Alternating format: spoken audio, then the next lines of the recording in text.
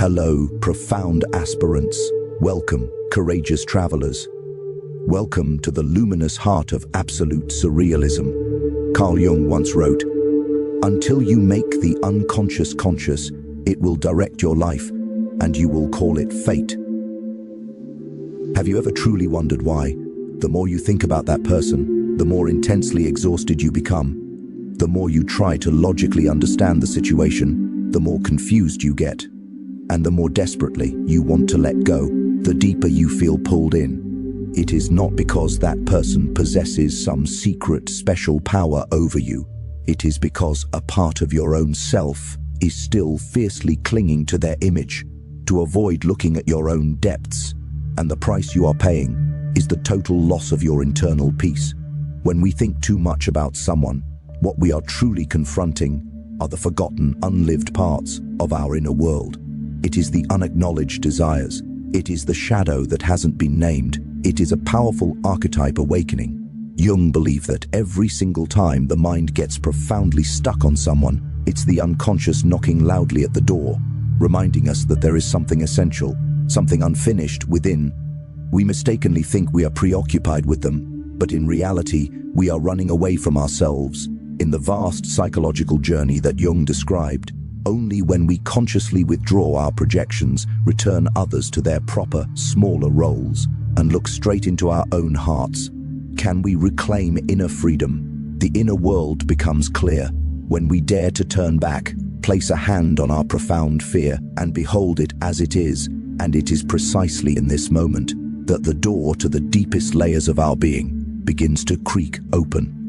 So, what is it that truly binds your energy to a specific person? And what awaits you on the other side of that consuming obsession? In today's video, we'll descend into the deepest layers of the psyche, where the unconscious whispers, where projections speak out, and where you can see yourself more clearly, through the silhouette of the person you can't stop thinking about. This isn't just an explanation. It's a journey to unlock the very soul within you. Stay with me, because what you're about to hear might fundamentally change the way you view every connection in your life. Number 1, the burden of overthinking. There are days when you cannot logically understand why your mind keeps intensely racing back to the same person, like a relentless song on endless, maddening repeat, even though you've consciously tried to turn it off long ago. You're working, but your thoughts drift to an unexplained remark. You're getting ready for bed, and suddenly their image steps in, dragging along a chain of emotions you can't block in time. The more you desperately want to escape, the more the thoughts coil around you, clinging tight, like invisible cords binding your consciousness. The burden isn't in that person's existence. It's in letting them live in your mind for too long. Jung called this a profound misdirection of psychic energy, libido. Instead of flowing into self-nourishment, your energy gets sucked into an endlessly repeating image, like a silent whirlpool, strong enough to pull you under without warning. Overthinking someone is like carrying a backpack on your back that you yourself can't see. Each unnecessary thought adds a stone. Each time you ask why they did that, another stone. Each time you replay an old conversation, yet another stone. By the end of the day, you feel heavy, weary, exhausted. But you have no idea how much you've loaded onto your own shoulders. Your body tires along with your mind. Your heartbeat quickens. Your breath shortens. Your body tenses, like an overstretched guitar string. And you think it's all coming from them. But really, it's from the very process of wearing yourself down with those endless spinning thoughts. In psychological terms, this is called rumination, a repetitive, painful form of thinking that's not problem solving, just trapping the mind in an inescapable loop. The more it spins, the tighter the circle. The tighter it gets, the harder it is to break free. But from Jung's perspective, rumination isn't just a bad habit. It's a signal that the unconscious is trying to send a message the conscious mind refuses to hear. Overthinking someone isn't simply excessive caring. It's when a part of you gets activated, a part you don't fully understand, a part you want to avoid, but can't. The other person is just the trigger point. Your reaction is the content that needs to be faced head-on. Imagine your mind as a softly lit room. Every person you think of leaves something behind in that room. The one you love leaves a scented scarf. The one who hurt you leaves a scratch mark. But when you overthink someone, you allow them to build a large chair right in the middle of the room and sit there all day. You can't walk anywhere without seeing them. You try to focus on something else, but their gaze seems to follow. It's not because they're actually present. It's because you've amplified their presence to an unbearable level. Your mind is no longer a space you control. It becomes a room where you quietly tiptoe around the shadow of someone who doesn't even know they were being thought of. There are everyday examples that seem small, but reveal this burden all too clearly. Say, you text someone and they reply late. An hour passes, 2 hours pass. Nothing happens in real life, but in your mind, a whole dramatic monologue unfolds. Assumptions, probing questions turned inward.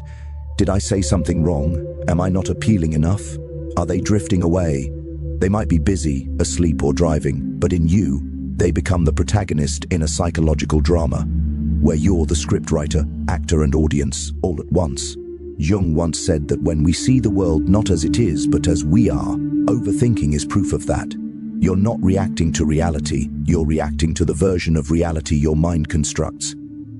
What's even more telling is that this burden isn't just emotional, it's in how you tie your self-worth to their behavior. Overthinking makes you start measuring yourself by their responses.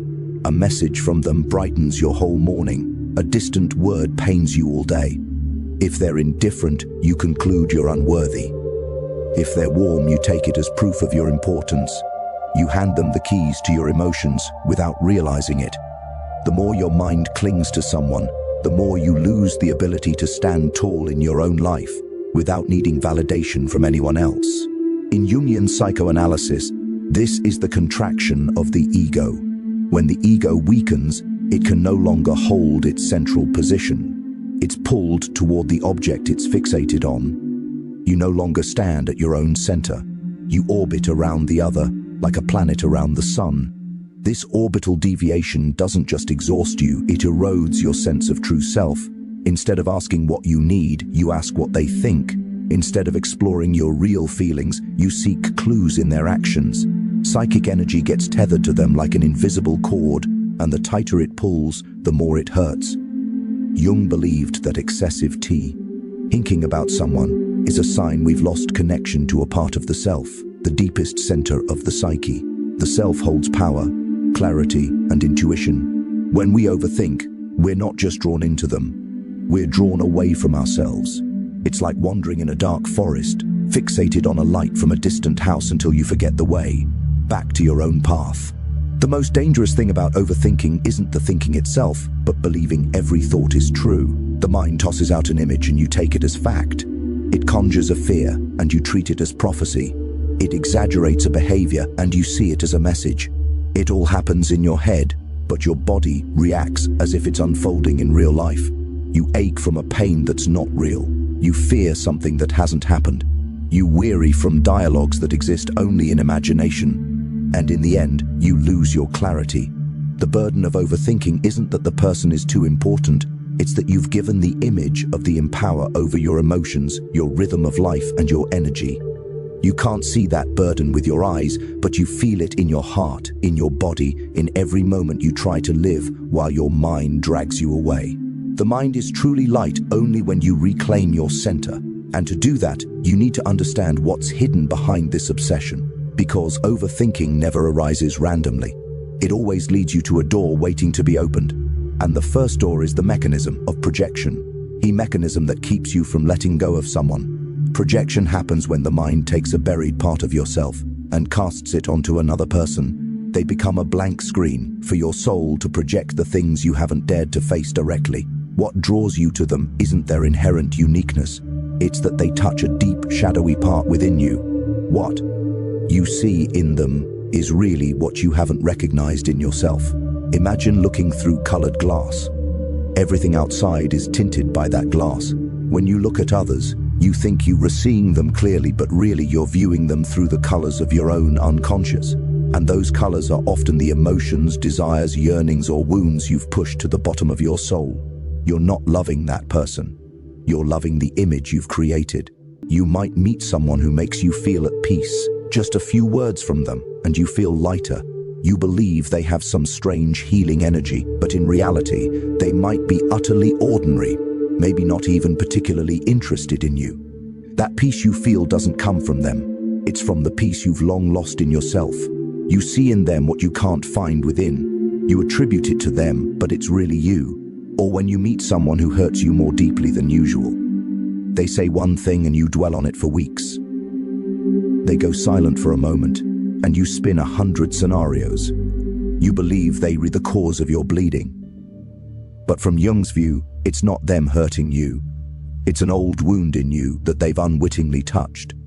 So the pain feels fresh all over again. The most striking thing about projection is how it traps you in someone for so long, even when reason knows you should let go, because what you're clinging to isn't them. It's the unresolved part of yourself. If it's repressed expectations, you'll wait on them. If it's fear of abandonment, you'll hold on tight. If it's an old wound, you'll try to prove your worth. You don't stay for them. You stay for the wound demanding healing. As Jung once wrote, until you make the unconscious conscious, it will direct your life, and you will call it fate. Projection is like watching a movie, but forgetting. You're the projector. The characters on screen can make you cry, laugh, hurt, and remember, but that image comes from you. If you turn off the projector, the screen goes blank. The person you overthink is the same. If you withdraw the energy, their image returns to its true size. The deepest pain of projection is that you not only misunderstand others, but you also misunderstand yourself. You believe you truly love that person, but really you're loving a part of your soul seeking the light. You believe you need them for security, but really you need the security you've long abandoned. You believe you're attracted to them, but that attraction comes from unreconciled fragments of the unconscious. And if hearing this, a name pops into your head, you might try writing it down as a small ritual somewhere on a piece of paper, in a note, or even in the comments below. Not to call them back, but to see clearly how much of yourself have you invested in that name. And because projection is so powerful, you can't escape someone just by stopping the thoughts, distracting yourself, or trying to let go. You can't run from them because you're running from yourself.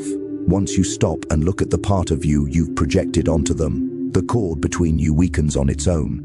Not because they change, but because the image of them in your mind changes. Projection is the mechanism that binds you. But when you understand it, it becomes the opening door to freedom. Because in the end, you're not truly stuck with anyone. You're just stuck in the unidentified parts of yourself. And when you start seeing those parts, the person you've been fixating on suddenly becomes clearer, smaller, true to size. Only then are you truly free. When the ego is dominated by the shadow, the mechanism of projection explains why you see buried parts of yourself in others. But the next Sion is even more crucial. What makes you unable to control your reactions? Unable to shut off the thoughts? Unable to stop at the right moment? This is when Jung's shadow steps out from behind the curtain. The shadow isn't just the part you don't want to see. It's also the invisible pull that can drag the ego from its central position, drawing you into someone more powerfully than reason alone. And when the shadow takes hold, you no longer see the world through the eyes of consciousness. You see through the forgotten corners you've abandoned. If projection is like a projector casting inner images onto others, then the shadow is the power source fueling that machine. When the shadow rises, it doesn't ask if you're ready. It just pulls, and the ego, more fragile than we imagine, can easily slip from just a small emotion, an old wound, or a seemingly harmless word. The ego desperately wants to believe it's in control, but the shadow knows that much of your psychic life lies beyond the ego's reach. A very everyday example. You're living steadily, confidently, kindly. Then someone appears and casually ignores you once. The ego says, "No big deal, it's normal." But the shadow whispers, "They abandoned you like that before. Watch out." From there, even if you try to act calm, your mind fixates on them more than reasonably. You want to know what they think, you notice every tiny sign, you overinterpret everything, not because they're important, but because your shadow has been activated. It won't stay quiet anymore. Jung once said, Everyone carries a shadow, and the less it is embodied in the individual's conscious life, the blacker and denser it is. The shadow isn't just fear or wounds, it's also the hidden strengths you've neglected for too long. When you're overly drawn to someone, the shadow might be trying to surface energies you haven't dared tap: vitality, desire, boldness, freedom, autonomy. But because the ego isn't used to facing those energies, it avoids them. And that avoidance funnels all your energy into the triggering object, instead of turning inward. Someone once shared how they had obsessed over a stranger online just because of their gaze. A vague image, nameless, without history, but it haunted their thoughts endlessly. If you asked what made them special, they couldn't answer, because really, that image didn't belong to the other person. It belonged to their shadow, something caged too long and needing just a spark to ignite. When the shadow is at the wheel, every emotion becomes excessive. A small sign turns into a big story. A slight distance becomes a vortex. You think you're looking at the other, but really you're gazing at a part of your soul that slumbered for years. The scariest part is that when the ego is pulled off center, it doesn't know it's been pulled. It thinks it's all real emotion, real love, real pain. Jung said that when the unconscious goes unrecognized, it becomes your fate. When the shadow directs the ego, you no longer react to reality. You react to memories, fears, desires, expectations, all the things you haven't dared to name. Imagine the shadow as a dark room you always keep locked. Inside are the parts you've denied. Jealousy, the need for attention, the yearning to be loved, insecurity, anger, weakness. When someone enters your life and unwittingly touches that door, the shadow cracks open and everything spills out. The ego can't hold it back, so it hangs your attention on that person to avoid facing yourself. This is why you can't escape thoughts of them, not because they have power, but because you're afraid to confront what's surging up within you. The shadow also creates the illusion of uniqueness. You think only that person makes you feel is way. Only they hurt you this deeply. Only they make you anxious, expectant, tormented. But this is the shadow's trick. It convinces you that the triggering object is the source of the emotion. The truth is, anyone who touches your shadow point could provoke the same intensity. It's not them who's special. It's the part of you you've hidden too long. So a light touch shakes you to the core. When the ego is dominated by the shadow, you're no longer living your own life. You're living the life of unhealed fears, unaddressed desires, forgotten parts you won't face. You become more sensitive, more vulnerable, more prone to obsession, and you believe it's real emotion. But real emotions never exhaust you like this. Only those from the shadow leave you this drained. The truth is, the ego doesn't need to conquer the shadow. It just needs to see it. Because the darkness is only strong when you turn your back on it. When you shine a bit of awareness, the shadow no longer leads. It becomes part of you, no longer demanding its due through obsessions. You'll feel lighter, more proactive, clearer. You won't get swept into someone just because they touch a wound. You stand firm in yourself, and from there connect to others. Archetypes and the mental trap.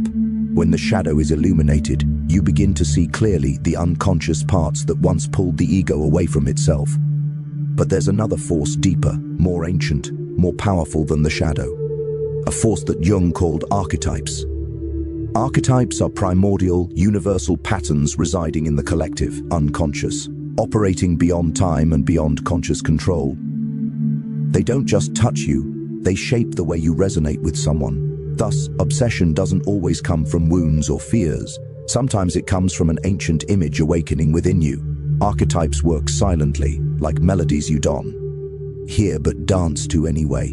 When someone appears and matches that melody, your mind immediately recognizes them at an unconscious level. You find them familiar, right, close in an inexplicable way. You think it's intuition, but often it's just an archetype being activated. It's like a secret door swinging open inside you, revealing profound images the ego has never faced. And right now, before continuing, try taking a deep breath.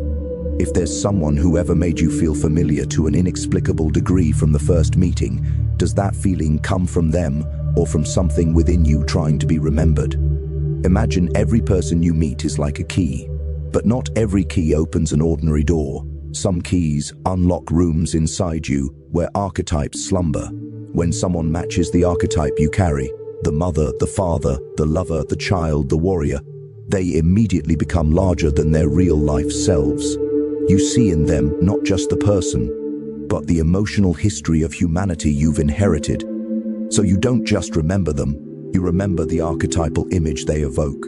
For example, you meet someone gentle, understanding, who listens to you in a way you've never been heard before.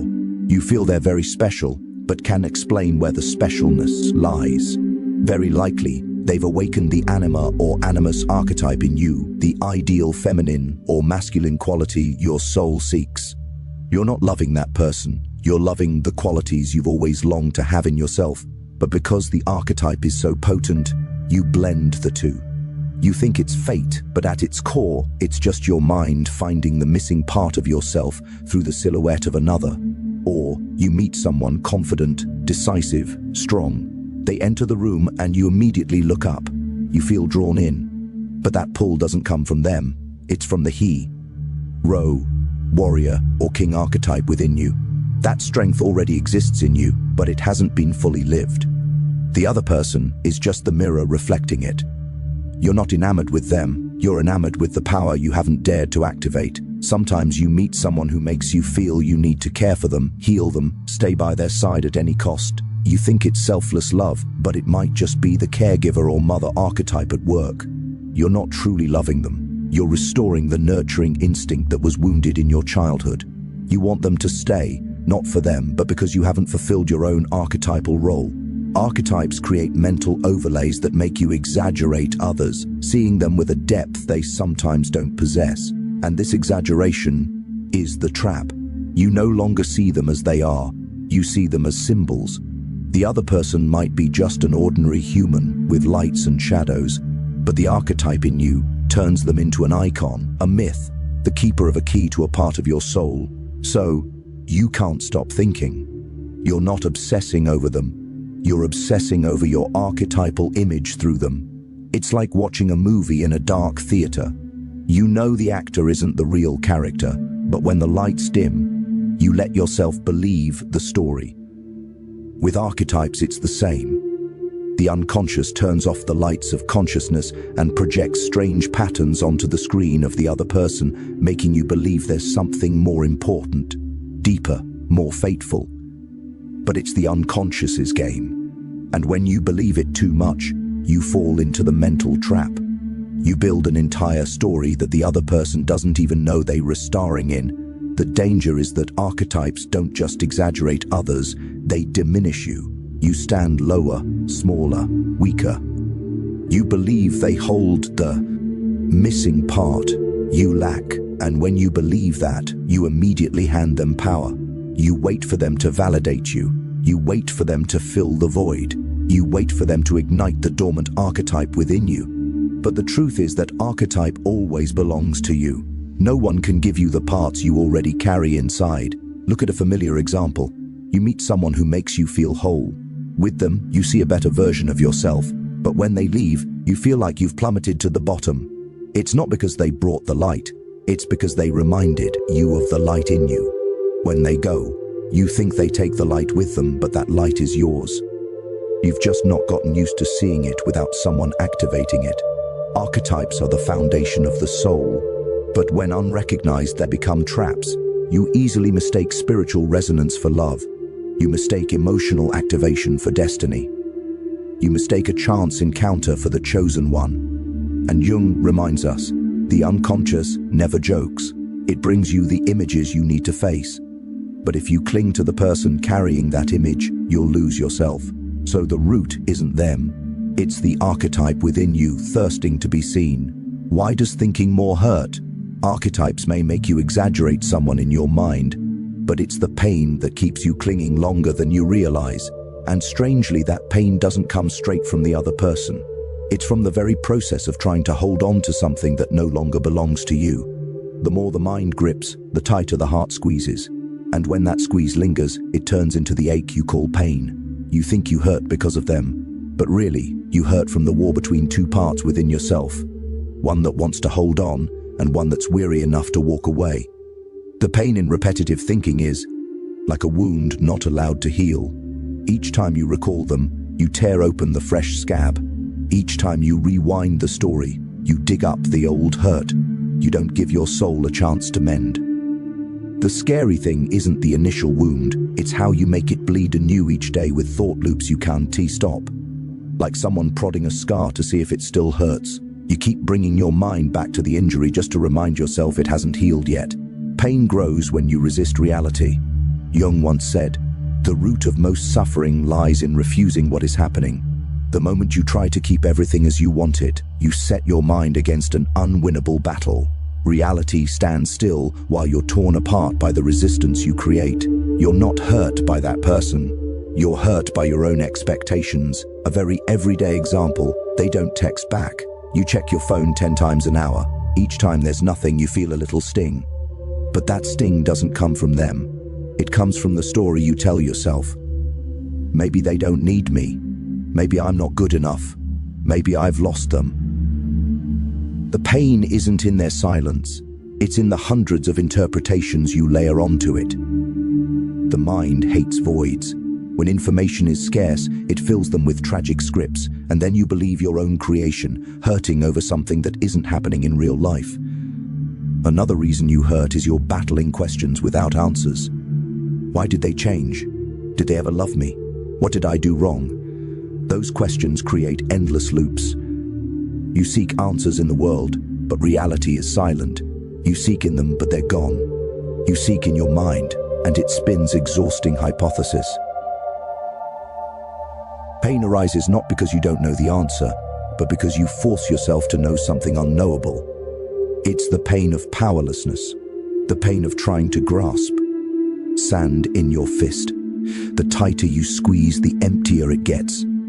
Sometimes you hurt because your mind hasn't let go of what's dead. A relationship, no more. A beautiful image, no more. An imagined future, no more. You don't hurt from losing them. You hurt from losing the version of life you painted with them. That's the pain of unconscious collapse. You don't just lose them. You lose a life script you'd invested so much hope in.